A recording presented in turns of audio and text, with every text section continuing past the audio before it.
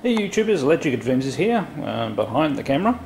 And what you're looking at is well, a friend I've known for a number of years, and actually a big Amiga fan and user. Just arrived yesterday, said drop around for a cup of coffee, and gave me these huge piles of magazines. They are mostly Edge and Wired issues, I believe. And he also said, oh, you can have this Nintendo DS as well. So no, he said there might be some stuff missing and he's going to drop in next week. And that's the good news. The sad news was that he has discovered that somebody has thrown out his Amiga 4000, which is a real pity because that would have been absolutely fantastic and a sad loss of a good retro computer. But this stuff, completely unexpected. I didn't even know he had it. So it is, take it out here, it's an original DS FAT. Oh, pardon me. It doesn't look in too bad condition. Looks like it's got a screen protector over there anyway, and it doesn't look scratched. Looks really good. Now, he hasn't brought me the power supply, and these use a particular cord, for those not familiar.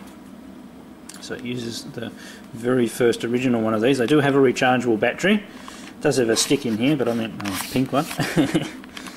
And this is good because it takes both the DS games and the Game Boy Advance games.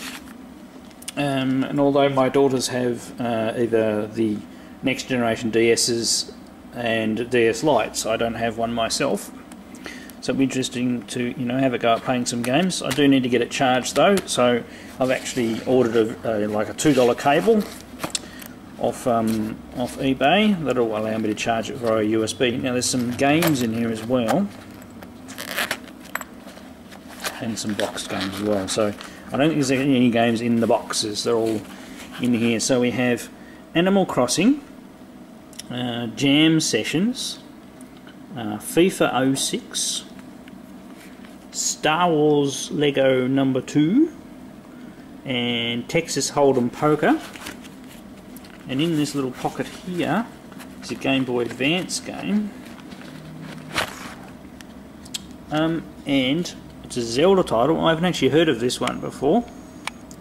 The Legend of Zelda, the Minish Cap. I've never played that one before, so that'll be really interesting to have a look at. Now there's game cases here, obviously they'll match some of the ones we have. So we've got Sega Casino, yeah, there's no game in that one. Jam Sessions, that was one of the ones in there. I'm going to check these. Oops, sorry, yeah. So we have the manual and everything like that. There's the Texas Hold'em Poker, the manual and everything. So I don't remember seeing that Sega Casino as a loose one. And there's Super Mario Brothers, which I've never played. Unfortunately, no game. So you never know, he might find them as he's cleaning out his garage. And lots and lots of issues of Wired and Edge magazine, which I need to sort out and figure out. Some New Scientists as well. So lots of really good reading there. It's another New Scientist. Sorry if I'm a bit rough on the camera work there. Alright, and there was one other item that he dropped around as well, so I'll just pause while I go over to that. Right, back again. So what we have here is another pile of stuff that he gave me. So now it does come with a caveat of getting some data off it for him, if possible. So it is a 1RU, so 1 rack unit, Xeon based server with what looks like 2 500 gig hard drives in it. It looks like a HP by the brand. We have a little mini Logitech keyboard and a mouse, and what looks like to be a 15-inch LCD.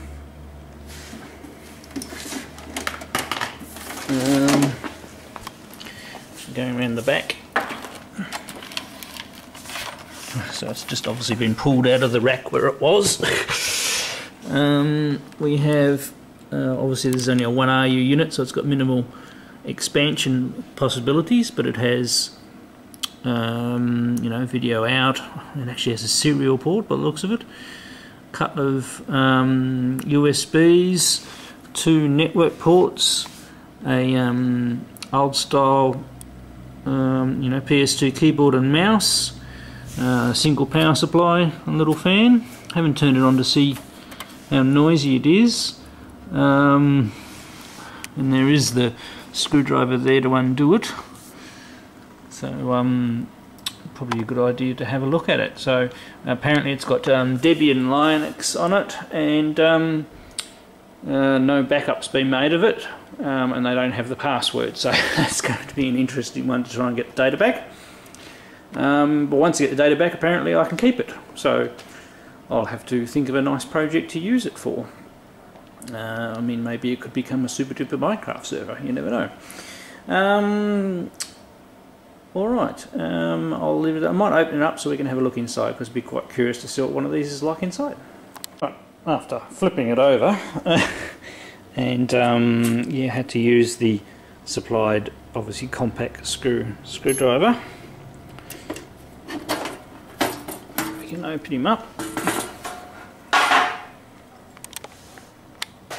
and we have quite an impressive little beast.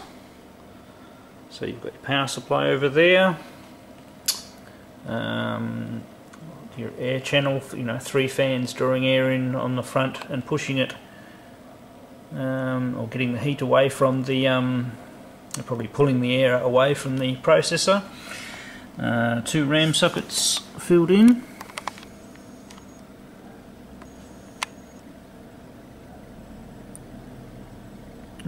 So we've got 2 1 gig sticks. I've got 2 gig of RAM.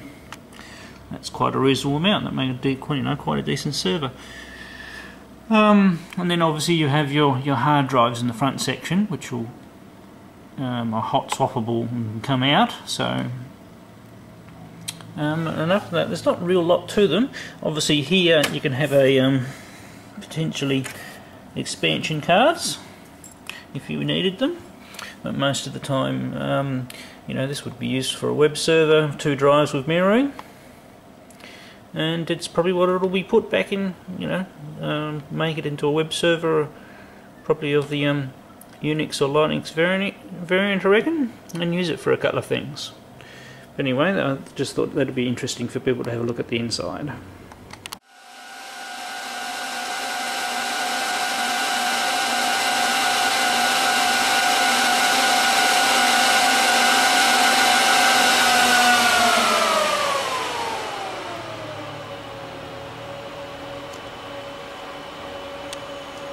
Right, I thought I'd just show you what the startup of this machine's like.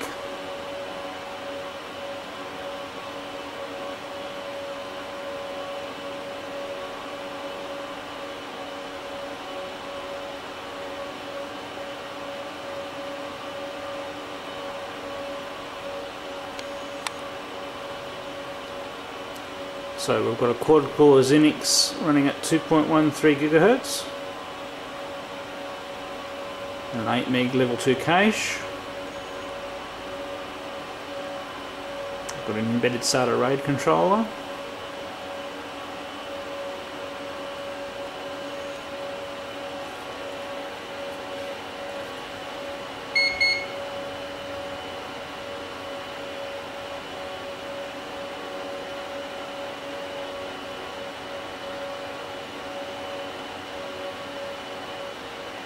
Wait for the first stage of the boot here. Oh, and it's not running Debian Linux as I was led to believe. It's actually running a Windows variant.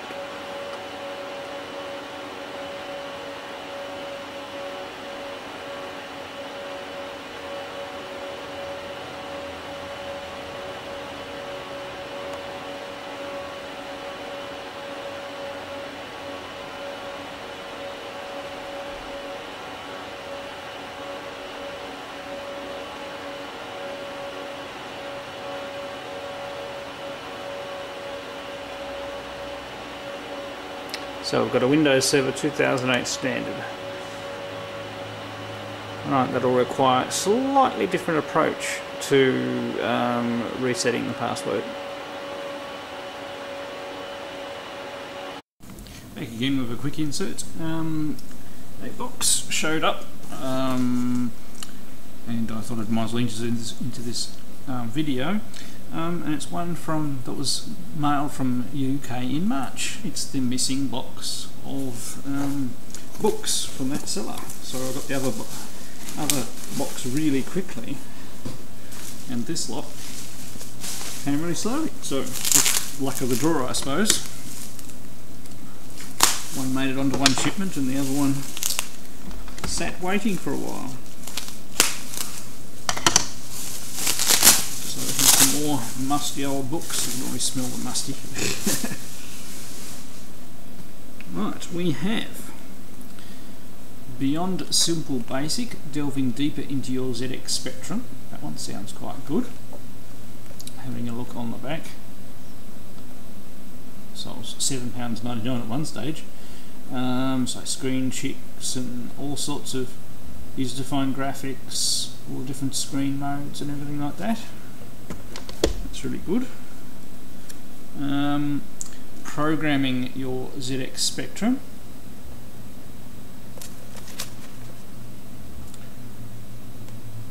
.100 programs and routines. So the shines of the book's making it a little hard to zoom in. There we go. So lots and lots of stuff in there. Over the spectrum.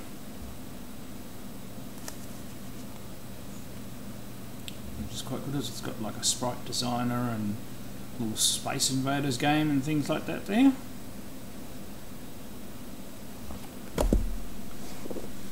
And switching machines, the Electron book,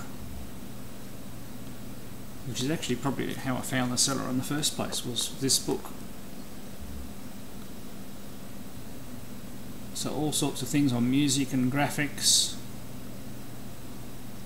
so a lot more detail than some of the other books by the looks of it, of some of the things you can do with it, a lot of graphics modes. And